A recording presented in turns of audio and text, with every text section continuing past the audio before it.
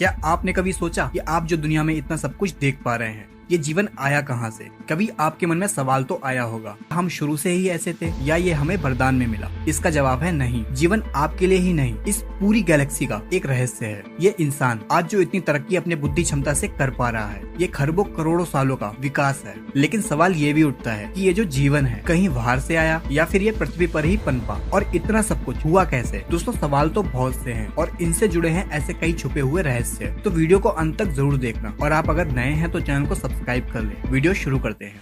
Life इस दुनिया की ऐसी उपलब्धि है जो दुनिया के हर एक कोने में है। पृथ्वी पर हर एक जगह फल और फूल रही है। आज इन सभी प्राणियों में से हम यानी मनुष्य बहुत बुद्धिमान है। ये इससे पता चलता है कि जब इस समय कोई भी प्राणी जो अभी भोजन के लिए संघर्ष कर रहा होगा, वहीं हम इंसान आज मंगल पर रहने का सपना देख रहे हैं। वैज्ञानिकों का मानना है कि पृथ्वी पर जीवन की शुरुआत होना महज एक घटना थी जो कि 4 अरब साल पहले घटी थी। हमने इतने सालों में इतना विकास कैसे किया, चलिए आपको समझाते हैं। इंसान जो आज इतने आविष्कार कर रहा है, आज हमारे पास सब कुछ है। हम आसान भाषा में कहें तो इस पृथ्वी पर इंसान आज सबसे ताकतवर जीव है दोस्तों। लेकिन हमारे जीवन का विकास काफी रोमांच और कठिनाइयों से भरा रहा है। आज इस वीडियो में हम आपको वक्त में पीछे लेके जाएंगे, जब ये दुनिया महज एक आग का गोला था, और कैसे जीवन की शुरुआत से लेकर हम अब तक इतने बुद्धिमान जीव बन पाए। तो आपके सवालों का जवाब खोजने चलते हैं वक्त में पीछे। अभी से करीब 4 अरब साल पहले पृथ्वी बस आग का एक गोला था। हर जगह बस गर्म लावा था। चारों तरफ गैस और मिट्टी के बादलों ने पृथ्वी को चारों ओर से ढक रखा था। इसे ऐसे देखकर ऐसा लग तो नहीं रहा था कि यहाँ कभी आगे जाकर इतने विकसित जीव होंगे। वैज्ञानिकों के द्वारा इस समय पृथ्वी पर जीवन के बीज का जन्म हुआ। अब ये जीवन आया कहाँ से? इसका जवाब तो अभी वैज्ञानिक के पास नहीं है। कुछ वैज्ञानिक मानते हैं कि जीवन किसी उल्का पिंड के साथ कहीं गैलेक्सी से आया था, और कुछ मानते हैं कि जीवन पृथ्वी पर पानी में अलग अलग रसायनों के मिलने से अपने आप ही पैदा हुआ था। लेकिन थ्योरीज की माने तो इस जीवन के बीज ने पृथ्वी के पानी में सिंगल सेल के रूप में जन्म लिया था, और हमारी माइथोलॉजी के अनुसार सबसे पहला बीज पानी में ही हुआ था। ये सिंगल सेल ही हमारा पूर्वज है, और उस समय पृथ्वी पर जीवन का सबसे पहला बीज इस सेल में डीएनए के रूप में कोड और जानकारियां थी। इस सेल में जीन्स इस जानकारी को बाहर भेज सकते थे। लगभग 50 करोड़ साल तक जीवन इन्हीं सेल्स में बना रहा। अभी से करीब 3.5 अरब साल पहले इस सेल ने खुद के जैसे हुबहू दिखने वाले सेल बनाना शुरू कर दिया और खुद की ढेर सारी कॉपी बना डाली। ये एक अनोखी घटना थी। सेल्स के कॉपी बनाने से जीवन बस विकास की ओर बढ़ने लगा था। ये सेल एक नए जीन्स और जानकारी को बनाने लगे थे। अगर ये सेल्स ऐसा ना करते तो जीवन कभी शुरू ही नहीं होता। 2 अरब साल तक ऐसा ही चलता रहा। पुराने सेल्स नए सेल्स को बना रहे थे, जिससे उनकी इन्फॉर्मेशन नए सेल्स के जीन्स में और ज्यादा डेवलप हो रही थी। फिर एक बार एक घटना घटी जब सेल्स ने आपस में जुड़कर एक नए सेल्स का निर्माण करना शुरू कर दिया, जिससे उन दोनों के जीन्स की इन्फॉर्मेशन कंबाइंड होके अपने ही जैसे परफेक्ट सेल बनाने लगे। जिन सेल्स में अब एक नहीं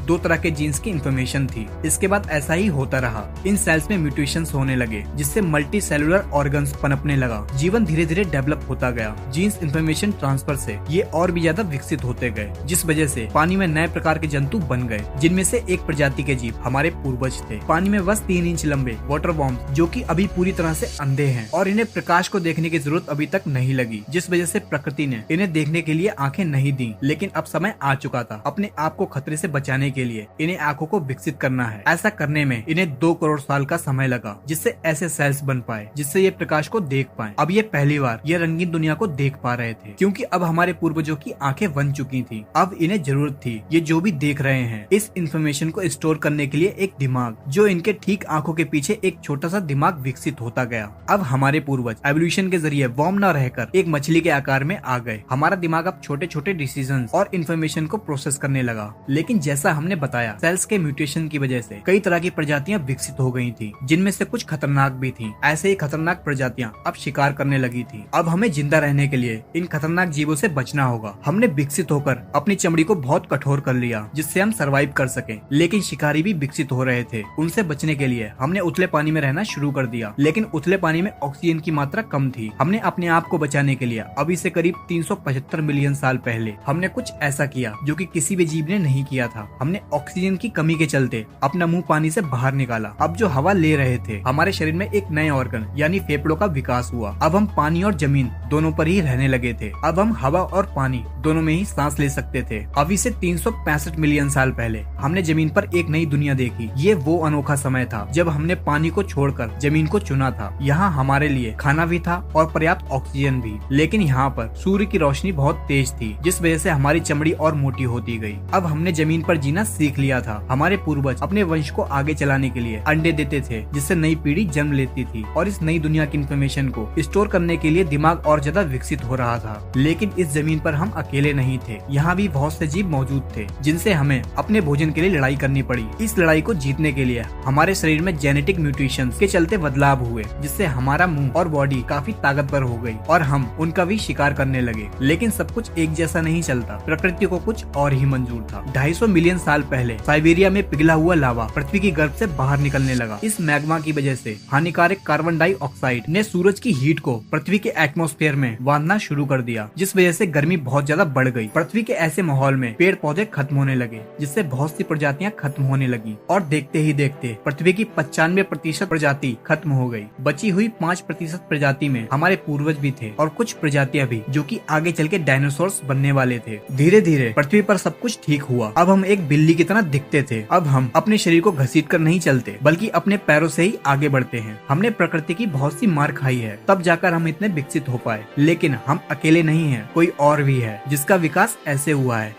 कि उसकी अब इस धरती पर हुकूमत चलती है। ये है डायनासोर। अब इनका ही जमाना है। अब अगर हमें इस धरती पर जिंदा रहना है तो हमें इनसे बचना होगा। डायनासोर्स का विकास हमारे मुकाबले बहुत ही तेजी से हुआ, जिस वजह से ये बहुत ही बड़े और खूंखार हैं। इनसे बचने के लिए हमें कुछ ऐसा करना था जिससे हम इनके शिकार ना बन पाए, जिस वजह से हमारा साइज और ज्यादा छोटा होता गया। हम एक छछूंदर की तरह दिखने लगे। अब हम जमीन के अंदर बिल बनाकर रहने लगे। हमारे शरीर पर घने बाल थे, तो जब भी हमें सर्दी लगती तो हमारे बाल खड़े हो जाते, जिससे हवा हमारे बाल में ही कैद हो जाती, जो इंसुलेशन का काम करती थी और हमें ठंड से बचाती थी। आपने ये देखा होगा कि ठंड लगने पर हमारे रोंगटे आज भी खड़े हो जाते हैं, हालांकि अब हमें जरूरत नहीं पड़ती। इसी वजह से आज हमारी बॉडी में बाल कम होते जा रहे हैं। खैर, उस टाइम पे हमें काफी चौकन्ना रहना पड़ता था। उनके देखने से पहले हमें रिएक्ट करने की जरूरत थी, जिस वजह से हमारी इंद्रियां और ज्यादा तेज होती गयी। हमारे देखने, सुनने, सूंघने और महसूस करने की क्षमता बहुत ज्यादा बढ़ गई थी। हमारा दिमाग भी और ज्यादा बढ़ रहा था, क्योंकि हमें जल्दी फैसले लेने की जरूरत थी। दोस्तों, हम इंसानों के लिए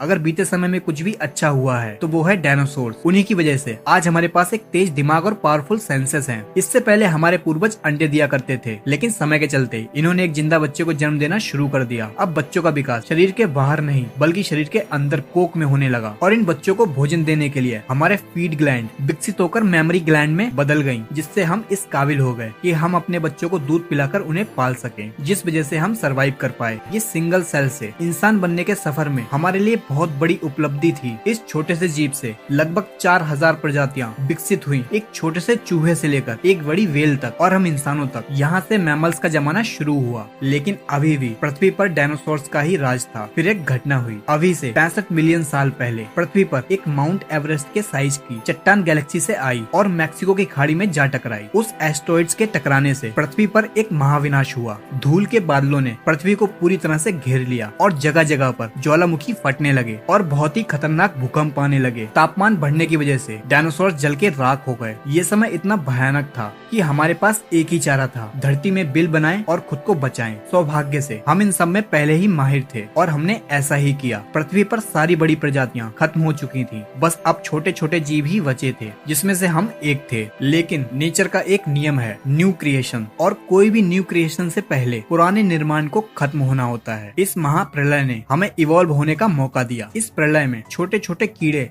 जैसे कॉकरोच आदि सरवाइव कर गए। अब हम जिंदा रहने के लिए केवल यही खाते थे। इन्हें ही खा के हमारे पूर्वज ने खुद को आगे बढ़ाया और अपने आप को जिंदा रखा। आज हम धरती पर हैं तो इसमें बहुत बड़ा हाथ इन कॉकरोचों का है, जिनको खाकर हमारे पूर्वज जिंदा रहे। उस समय हमारा साइज 6 इंच का था। धीरे धीरे पृथ्वी की परिस्थितियाँ फिर से बदलने लगी। महाप्रलय को अब 5 साल बीत चुके थे। पूरी पृथ्वी काफी हरी भरी हो चुकी थी। पेड़ और फल लगने लगे, जिसमें बहुत से न्यूट्रिशन थे। बहुत ही बेसिक बात है, हम जितना भी न्यूट्रिशन लेंगे हम उतना ही लंबा जिएंगे। लेकिन परेशानी ये थी कि फल पेड़ पर थे, तो हमने खुद को इस तरह से विकसित किया कि हम पेड़ों पर बंदरों की तरह चढ़कर उसी पर रहने लगे। अभी से 56 मिलियन साल पहले हम इस पेड़ों की दुनिया के आदी हो चुके थे। अब हमें जमीन से कोई भी लेना देना नहीं था। लेकिन आपको तो पता ही होगा, हमारी दुनिया इतनी आसान कहाँ। आने वाले 10 सालों तक पृथ्वी का टेम्परेचर बदलने लगा, जंगल सूखते गए और छोटे होते गए, जिस वजह से खाने की कमी होने लगी। ऐसे में हमने फिर से सर्वाइव करने के लिए जेनेटिक म्यूटेशंस के जरिए लिए हमारी पूंछ गायब होती गई, हमारे हाथ और पैर और ज्यादा लंबे होते गए, जिससे हम हमेशा पेड़ों की डालियों से चिपके रहते थे। हम पृथ्वी के माहौल के हिसाब से ढलते गए, लेकिन पृथ्वी का बदलाव यही नहीं रुका। अफ्रीका और अरेबियन टेक्टोनिक प्लेट्स खिंचने लगी, जिससे ईस्ट अफ्रीकन रिफ्ट वैली का निर्माण हुआ और इसके किनारे पर 3,500 किलोमीटर लंबी पर्वतमालाएं बनी। कभी इंडियन ओशन से लाके बादल पानी बरसाते थे, लेकिन उन बादलों को ये पहाड़ रोक रहे थे, जिस वजह से अफ्रीका के उस इलाके में सूखा पड़ने लगा। सारे संसाधन खत्म होने लगे, लेकिन हमारे पूर्वज अफ्रीका के उसी हिस्से में फंसे थे। अब हमने खुद को बचाने के लिए हमने भूख के चलते पेड़ को छोड़ने का फैसला लिया। अभी से लगभग 4.4 मिलियन साल पहले हम पेड़ों से उतरकर नीचे जमीन पर भोजन की तलाश में निकले। अभी हम 4 फीट लंबे थे और हमारा दिमाग एक संतरे के जितना था। अब जो भी पेड़ मौजूद थे वो काफी दूर दूर थे, जिस वजह से हमने ऐसा किया। अब हम धीरे धीरे 2 पैरों पर चलना सीख गए, जिस वजह से हमारे हाथ आजाद थे, जिससे हम नीचे खड़े होकर पेड़ से फल तोड़ लेते थे, जिस वजह से हमारी ऊर्जा इस्तेमाल नहीं हो रही थी। आने वाले 1.2 मिलियन सालों तक हमारा क्रमिक विकास होता रहा और हमारा शरीर इस तरह से विकसित हुआ कि हम 2 पैरों पर और तेज भागने लगे और हम आसानी से खाना पानी खोजने लगे। लेकिन 2 पैरों पर चलने की वजह से बच्चे पैदा करने में कठिनाई आने लगी, जिससे पूरी तरह से विकसित बच्चे को जन्म देना आसान नहीं था। फिर सेल्स म्यूटेशंस के चलते हमने ऐसे बच्चे को जन्म देना शुरू किया जो समय से पहले ही पैदा हो जाते थे। माँ की कोख में बच्चे का जो भी जरूरी विकास होना होता और बचा हुआ विकास जन्म के बाद होता।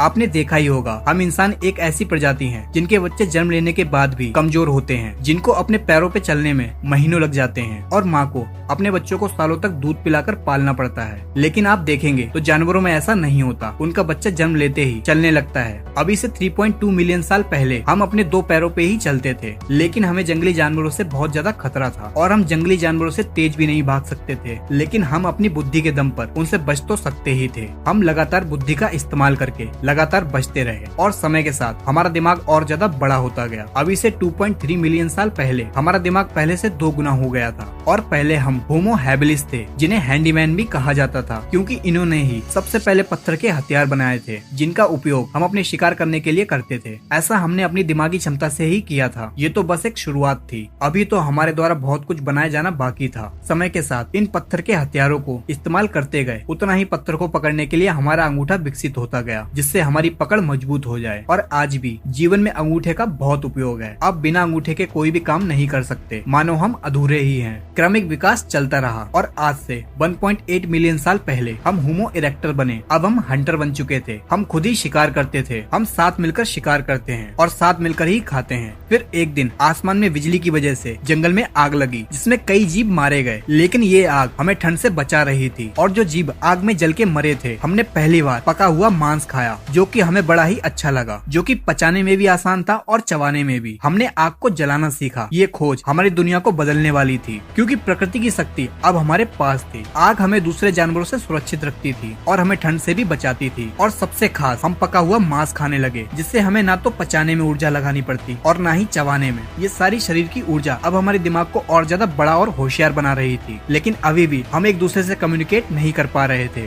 जिस वजह से एक दूसरे को समझ पाना मुश्किल था। लेकिन सेल्स म्यूटेशंस ने हमारी जरूरत के हिसाब से गले के मसल्स को बदल दिया, जिससे हम तरह तरह की आवाजें निकालने लगे। अब हम बोलकर एक दूसरे को कम्युनिकेट कर सकते थे। अभी से 4 अरब साल से सिंगल सेल से सर्वाइवल की जंग लड़ते हुए विकास क्रम से सबसे आगे आकर इस पृथ्वी का सबसे बुद्धिमान जीव हम बन पाए। हम मनुष्य, हमने पशुओं को पालना सीखा, खेती करना सीखा, हजारों आविष्कार किए, चांद पर पहुँचे, मंगल पर जाने की तैयारी कर रहे हैं। हम यही नहीं रुक रहे। आप रोज एक नई आधुनिक टेक्नोलॉजी की नई खोज सुनते ही होंगे। इतना सब कुछ हमने 4 अरब सालों में सीख पाया है और अभी भी सफर जारी है। लेकिन क्या हमने कभी ये सोचा, जिस धरती या पृथ्वी पर हम रहते हैं, ये कैसे इस लायक बन पाई कि जीवन को पाल सके? अगर आप ये जानना चाहते हैं तो कमेंट सेक्शन में जरूर लिखें और चैनल को सब्सक्राइब कर लें। और आपको वीडियो अच्छी लगी हो तो लाइक करें।